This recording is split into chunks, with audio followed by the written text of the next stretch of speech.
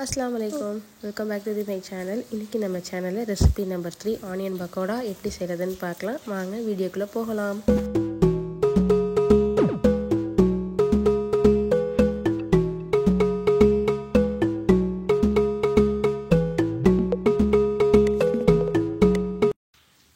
இப்போ ஒரு பவுலில் 3 பெரிய வெங்காயம் நான் கட் பண்ணி எடுத்து வச்சுருக்கேன்.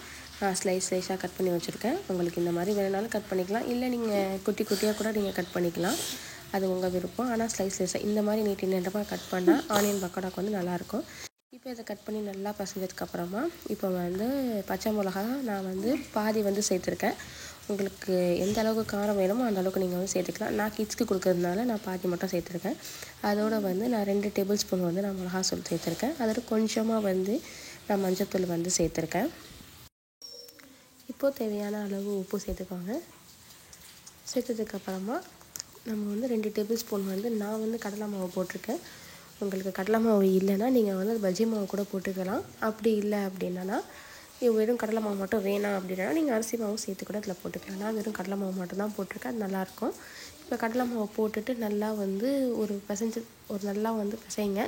அந்த மாவு எல்லா இடத்துக்கும் எல்லா வெங்காயத்துக்கும் கோட்டாகிற மாதிரி நல்லா பிசைஞ்சிக்கோங்க. பிசைஞ்சதுக்கப்புறமா உங்களுக்கு தேவைப்பட்டால் தண்ணி ஊற்றிக்கோங்க. ஏன்னா வெங்காயத்துலேயே கொஞ்சம் தண்ணி விடும்.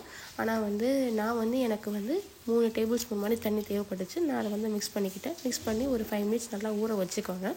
ஊற வச்சதுக்கப்புறமா எண்ணெயில் நம்ம மீடியம் ஃப்ளேமில் வச்சு நம்ம பொரிச்சு எடுத்தோம்னா சூப்பரான ஆனியன் பக்கோடா ரெடி ஆயிடுச்சு. அவ்வளோதான், ஈஸியான வெங்காய பக்கோடா டக்குன்னு இந்த ரெய்னி சீசனுக்கு செஞ்சு சாப்பிட்லாம். ரெய்னி டைமிங்கில் குயிக்காக ஏதாவது சாப்பிட்ணுன்னா கண்டிப்பாக இதை ட்ரை பண்ணி பாருங்கள். வீடியோ பிடிச்சிருந்தால் லைக் பண்ணுங்கள், ஷேர் பண்ணுங்கள், சப்ஸ்கிரைப் பண்ணுங்கள். இன்னொரு இன்ட்ரெஸ்டிங்கான வீடியோவில் பார்க்கலாம்.